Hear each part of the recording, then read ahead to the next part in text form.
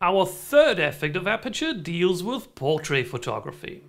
You sure know these kind of images, where the background behind a person is totally blurred and the person stands out.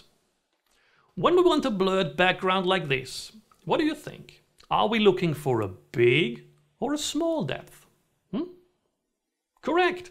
We need a small depth because we want the focus area to be very shallow.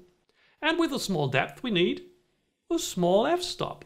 You see, once you understand the system, all is pretty easy. For portraits, we usually want the area of focus to be as small as possible.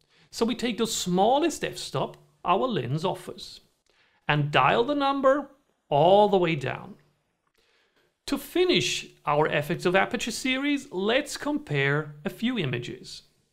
Here is a portrait captured with a 50mm lens at f4.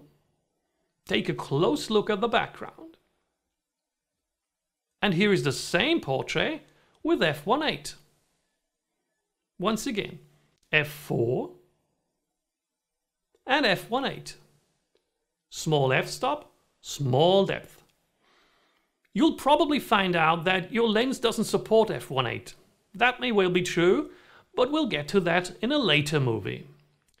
But if you have a tele lens, you can get a similarly blurred background with a bigger f-stop.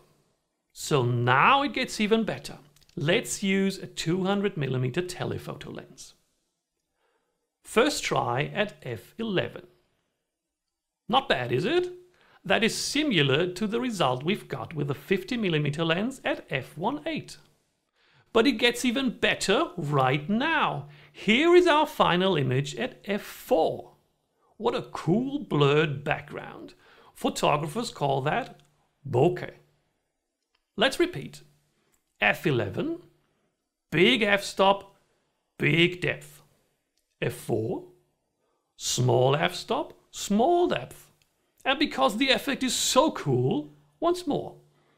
f11, f4. f11, f4.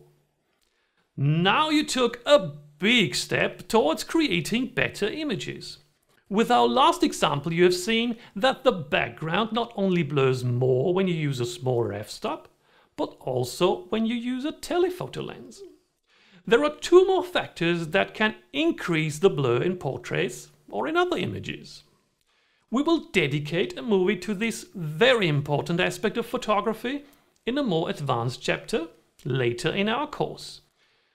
But for the moment, we are all happy that we finally understand and work with Aperture. If you are still not quite sure, repeat the chapter. A single repetition will do wonders for your learning curve. And to even increase the learning curve, get your camera and shoot, shoot, shoot. If you don't have a model at hand, use your pet, a football, a vase, whatever. The less your object moves and talks, the easier you can compare what effect various apertures have on your images. Once you shot and compared 100 images with different apertures, you won't even have to think anymore. Promised. Next, we'll take a closer look at the effects of shutter speed. I bet you're totally excited, so see you in the next movie.